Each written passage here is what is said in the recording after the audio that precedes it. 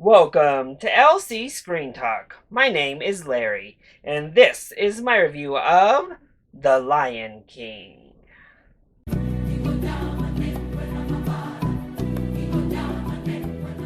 Disney returns with the latest remake of one of their beloved animated classics. This time, we're given a photorealistic, stylized, animated version of one of their classics, parading as somewhat of a live action remake. And Jon Favreau returns after proving he knows how to make some real looking animals with the live action version of The Jungle Book. Now, we all know the story of the beloved animated film. Simba is a young lion cub who looks up to his father on how to be a just and proper king over the Pride Lands. But when tragedy strikes his family, he is forced into exile, where he meets some interesting characters and has to rediscover who he is and where he truly belongs in the world. Now, I love the 1994 animated classic. It is still like top 5 animated films of all time for me. It's my second favorite of all of the Disney films. It was my favorite for most all of my childhood. So of course, I'm nervous hearing of a remake of a film I hold so near and dear to my heart. However, I did really enjoy The Jungle Book, and I thought Jon Favreau did a beautiful job, particularly realizing these animals in this world. So I had some faith that maybe he'd be able to bring some of that magic to The Lion King. And he does bring some of that magic to The Lion King. Unfortunately, I just didn't feel the magic as I watched the film. So let's go ahead and discuss the positives first. Well, far and away, the biggest positive is the CGI work in this film is stunning. The visuals are beautiful. Now, there are a couple of scenes that look a little bit wonky, but overall, I mean, if you showed me a picture of any of the animals in this film, I would be fooled. I would think it was an actual lion or zebra or warthog, or whatever the case might be. They look fantastic. I also really enjoyed their movement. You could tell that the animators did a lot of work in studying the movement of these animals, even down to some of the more minute animals that aren't in the film all that much, in the big celebrations. Just the very strange way that some of them move. But even just the lions, how the cubs kind of like do a hop saunter, and then the bigger lions with their much slower pace saunter through the savannah. It all looked amazing. But further than just the animals themselves, the scenes, the scenery all looked beautiful. And again, this was all created from a computer. Whew, your mind is a little bit blown. It is easy to forget that these are not just animals superimposed onto the top of real life scenery. That's how beautiful and realistic this looks. The technical feat, it truly is amazing, and even a step above what the Jungle Book brought to the table. I also think our voice cast does a very solid job. I want to give a shout out to JD McCrary, who plays young Simba, who voices that character. What a beautiful voice he had. I was like, wow, little boy can sing. So his musical numbers with Baby Simba were actually fantastic. And I was so impressed with the vocal talent on this young child. I loved how soothing Donald Glover's voice was as adult Simba. I think Beyonce was a very nice match for Nala, and her original song worked into the film much better than I had anticipated. Plus, that rendition of Can You Feel the Love Tonight was amazing. Maybe my favorite musical number of the entire film. I thought Glover and Beyonce sounded beautiful together over that song. Beautifully sung, which, I mean, you have Donald Glover and Beyonce, so I don't know what else I expected.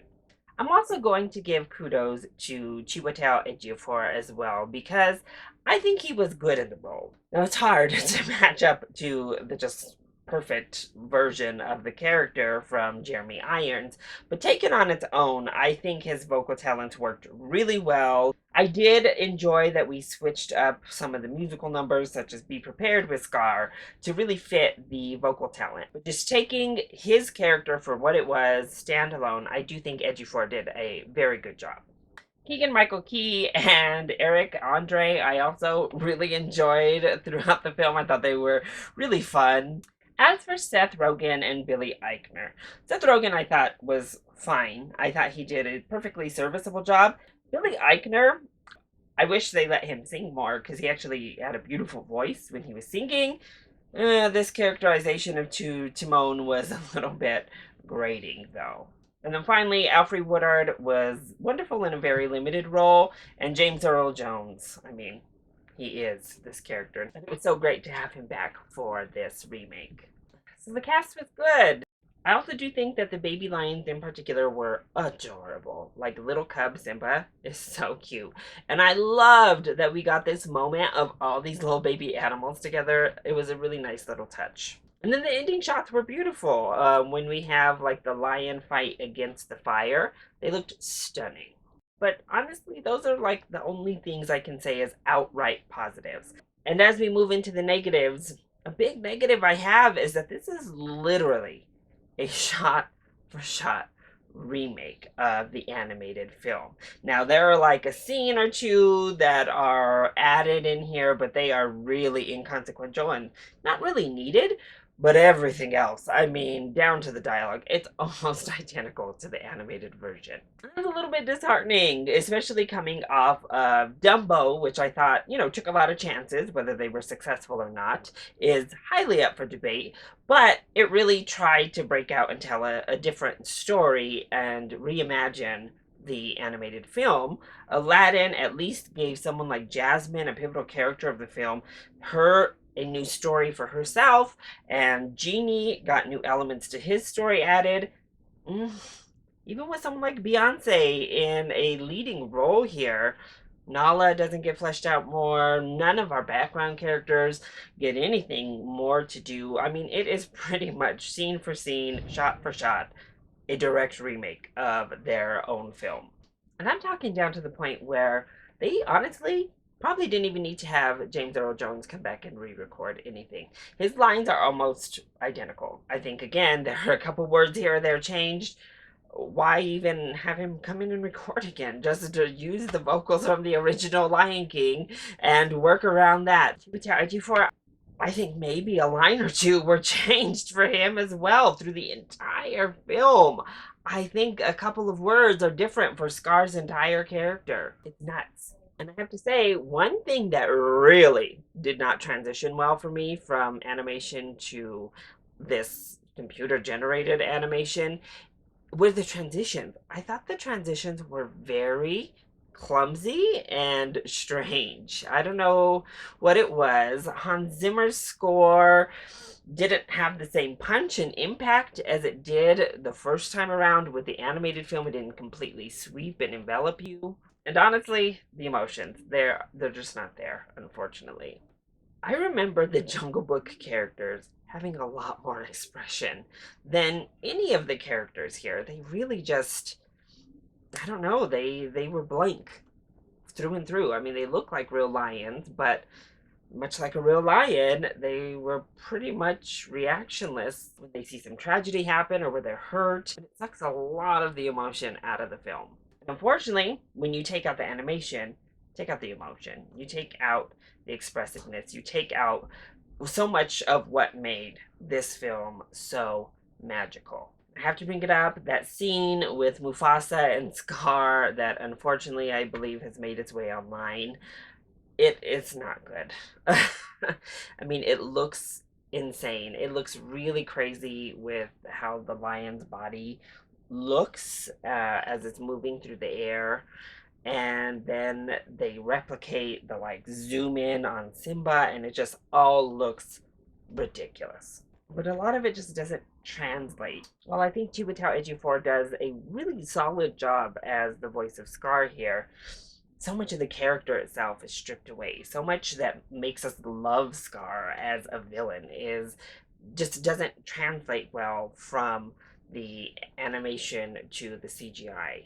Even some of the songs don't have that same big booming impact. So honestly, if you love The Lion King and you just want to see The Lion King on the big screen, and see what it might look like if real animals played it out, I think you're going to have a good time with this. If a good nostalgia ride is really all you're here for, I think you'll have fun with this.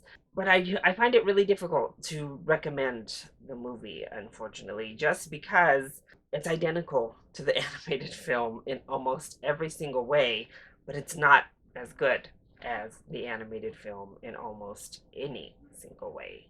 It's hard to justify its existence, honestly, and it's hard to really justify to myself recommending this to folks. So, simple as this. If you enjoy these live action Disney remakes and you love getting swept up in that nostalgia and reimagining films you grew up with, I think you'll probably have a good time with The Lion King, and you should probably see it on the big screen because the visuals are far and away the most impressive part of this film. So if you're interested at all, actually, in the film, go see it in the theater because it definitely deserves to be seen on a big screen.